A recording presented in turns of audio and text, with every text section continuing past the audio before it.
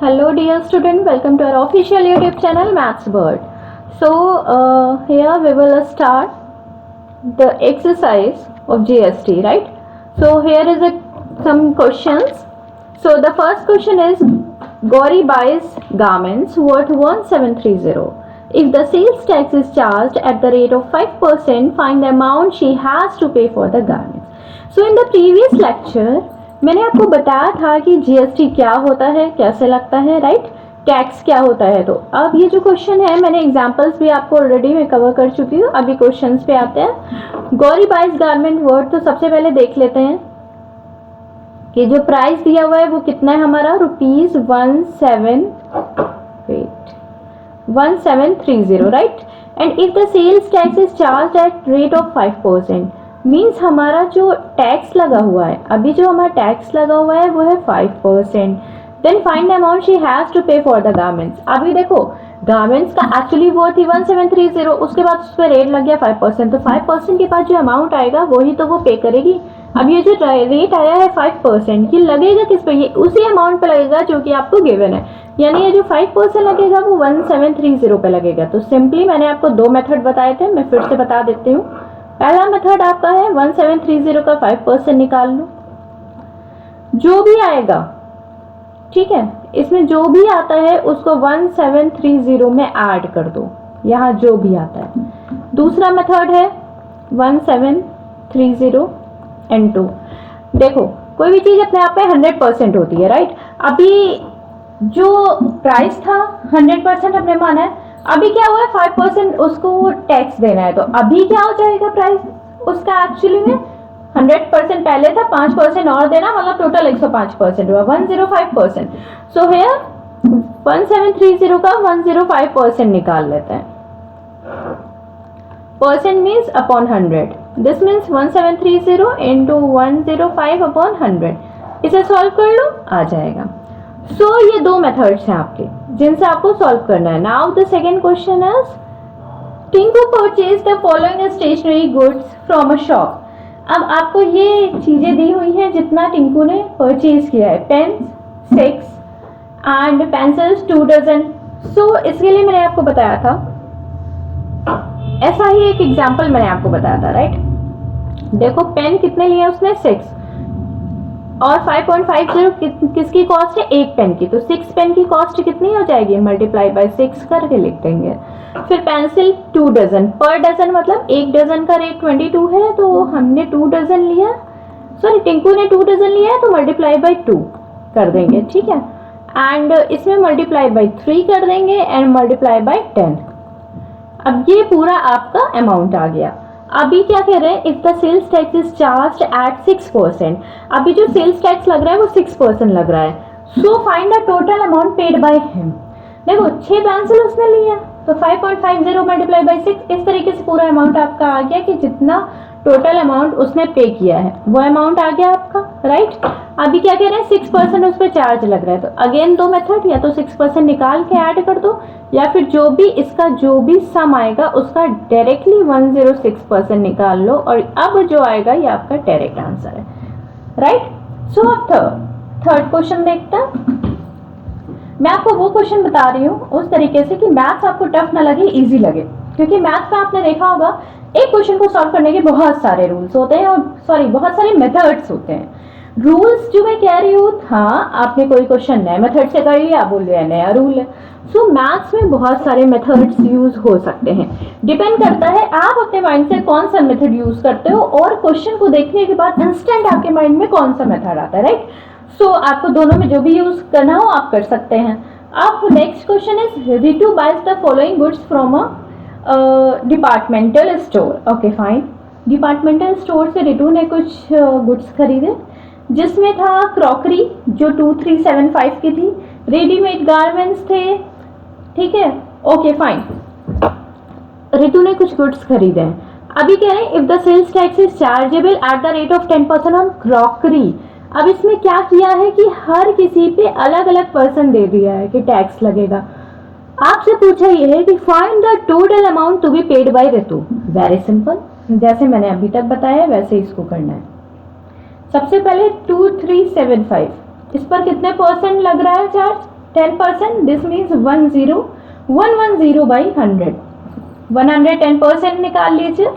Then 1540, here the tax is 6%, so you have to find out the 106% of 1540. Then 5% of 685, this means 105%. Why 105%? As I said, as I mentioned, there is a two method to solve the question. The first one is simple and traditional method. When the question is saying that 5% or the first line, the 10%, if the sales tax is chargeable at the rate of 10% on crockery. So first, in the traditional method, what will you do? You just find out the 10% of 2375 and add that amount to 2375, and this is your final answer. But I am saying that do smart work, right? So there is another way. The second one is everything is 100%, right? So if I am saying that 10% tax, this means now this is 110, 100 and plus 10, this is 110. So you just find out the 110% of 2375, right? So now the next one is 245. 245. Okay fine. Next में तो है ही नहीं, next वाले में तो tax लगा ही नहीं है.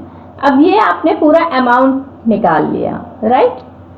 सो ये आपने पूरा अमाउंट निकाल लिया 110%, 106 से 105 करके, और इसको टोटल को ऐड कर देना.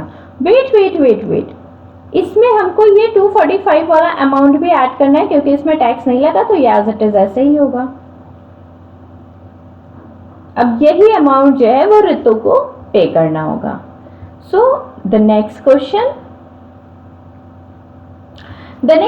Is a shopkeeper buys an article for 12,000, okay, and marks up its price by 25%. Fine. एक शॉपकीपर ने, देखिए मैं आपको क्वेश्चन हिंदी में भी बता रही हूँ और समझा इसलिए रही हूँ क्योंकि समटाइम्स क्या होता है कि इंग्लिश में क्वेश्चंस होता है, आप उसका मतलब नहीं समझ पाते. I am not saying that कि आपकी इंग्लिश सही नहीं है या कुछ, मैं इसलिए बता रही हूँ क्योंकि समटाइम मैथ्स में ऐसा होता है कि एक जरा सा वर्ड्स इधर से उधर हुआ तो मतलब बदल जाता है क्वेश्चन का. सो क्वेश्चन को सॉल्व करना जितना इंपॉर्टेंट है उतना ही इंपॉर्टेंट ये भी है कि आपको समझ में तो आए भाई कि क्वेश्चन में करना क्या है, राइट? कि आपसे कहा क्या जा रहा है करने को. So a shopkeeper buys an article for 12,000 and marks up its price by 25%. This means एक शॉपकीपर ने क्या किया कि आर्टिकल खरीदा 12,000 का और उसका प्राइस, चालाक शॉपकीपर था, उसने उसका प्राइस क्या किया, 25% बढ़ा के कर दिया, राइट? तो अब हमें क्वेश्चन को सॉल्व कैसे करना है, मैं आपको यहाँ ये भी बताने वाली हूँ कि एक्चुअली हम क्वेश्चन को सॉल्व कैसे करेंगे. ऐसा नहीं है कि पूरा क्वेश्चन पढ़ डाला और पढ़ने के बाद सॉल्व किया. देखो, पढ़ो एक बार, लेकिन क्वेश्चन सॉल्व करने का मेथड ये है कि जितना लेंथी क्वेश्चन होगा, जितना लंबा स्टेटमेंट होगा, एक एक लाइन को पढ़ो, जो डिटेल आपको उसमें आपके काम की लग रही है उसको नोट डाउन कर लो. जैसे for example in the first line a shopkeeper buys an article for rupees 12,000. अभी आर्टिकल का जो उसने खरीदा है अभी, दिस मीन्स अभी जो कॉस्ट प्राइस है वो है 12,000 rupees. Okay, now and marks up its price 25%, मतलब इसका प्राइस उसने 25% इंक्रीज करके रखा है. कोई चीज अपने आप में 100 होती है, 25% इंक्रीज कर दिया मतलब 125%. सो 12,000 का 125% निकाल लीजिए. अब ये जो अमाउंट हुआ ये उसने इंक्रीज करके रखा है, ठीक है? तो now the shopkeeper gives a discount of 10% on the marked up price. Marked up price, this means वो जो 10% का डिस्काउंट दे रहा है वो आपके इस प्राइस पे दे रहा है जो आपका निकला है, ठीक है? 25% मार्क किया ना, तो अभी इस प्राइस पे दे रहा है. तो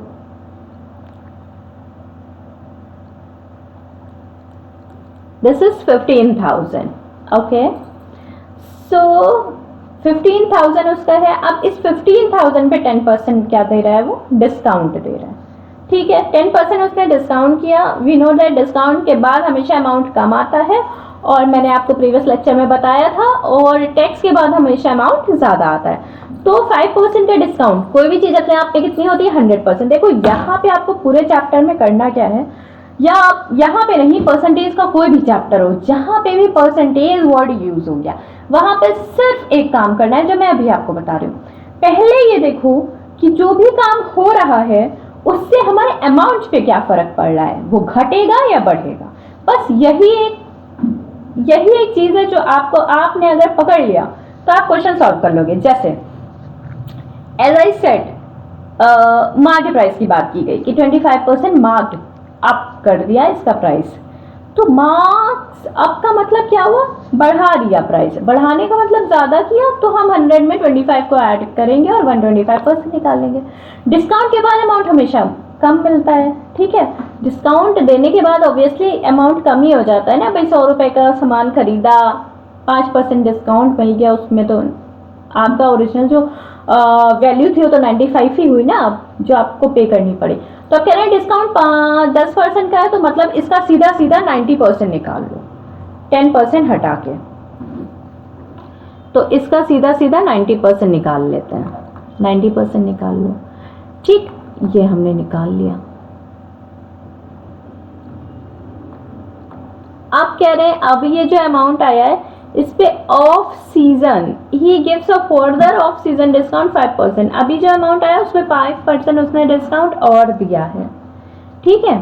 तो अब 5% और दिया है, तो इसका मतलब क्या होगा, पहले देखते हैं कितना आता है।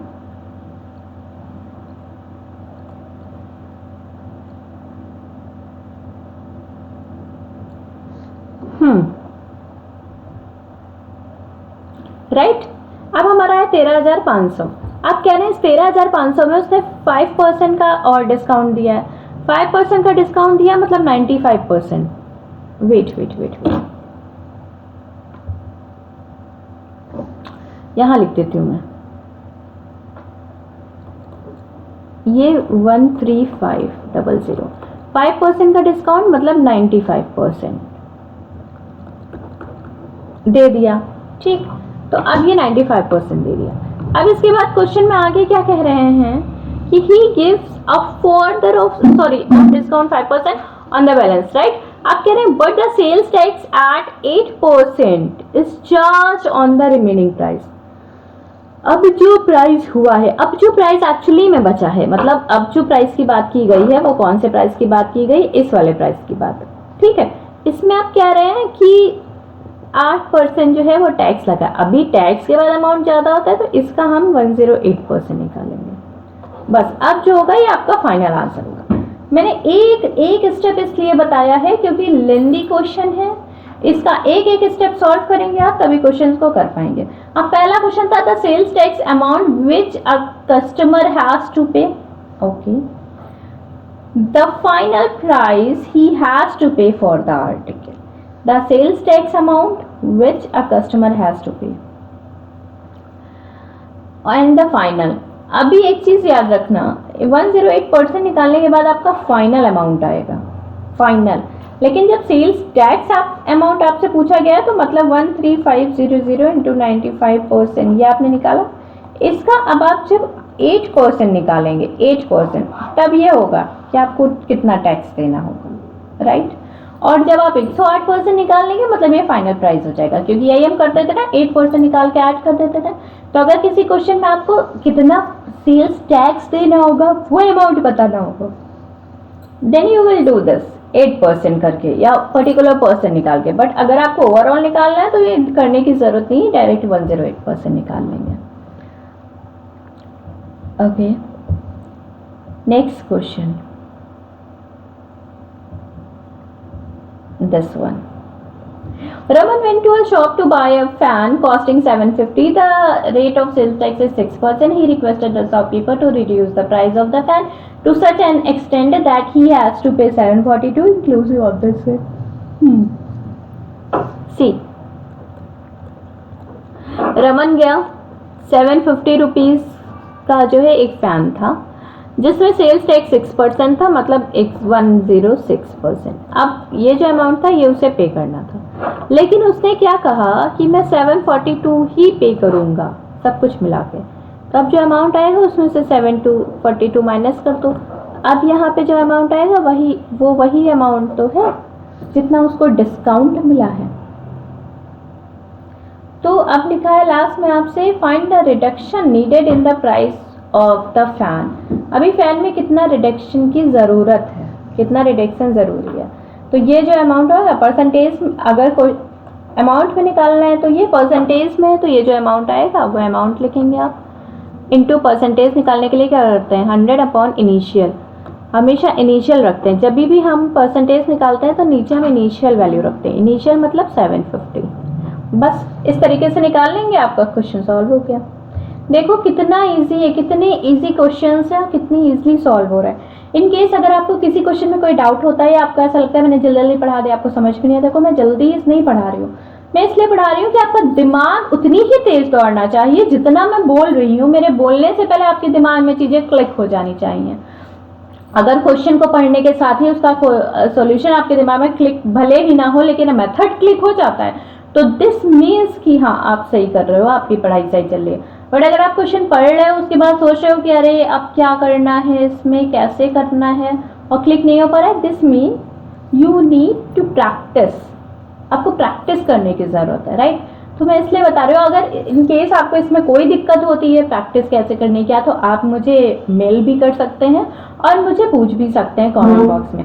मेल आईडी मेरी mathsbird786@gmail.com है। मेरा टेलीग्राम चैनल भी बना हुआ है mathsbird नाम से, और इंस्टाग्राम पे भी टेलीग्राम नाम से चैनल है, और आप मुझे टेलीग्राम के थ्रू मुझसे जुड़ सकते हैं। मेरे जो ग्रुप है उसका नाम mathsbird है। तो 10th question, the price of a washing machine inclusive of sales tax is 13530। Washing machine की कॉस्ट क्या है नहीं पता हमें, उसमें कह रहे हैं द सेल्स टैक्स इज 10%, मतलब 110% अगर हम उसका निकालें तब जो वैल्यू आएगी वो 13530 है। This means what find its basic value. What was its basic value? We don't know. So the basic value will be x. So x into the sales tax is 10%. This means 110%, and it is given that the price of the washing machine inclusive sales tax is 13530. From here you can find the value of x, और यहाँ से x की जो value होगी actually में वही आपका basic price होगा।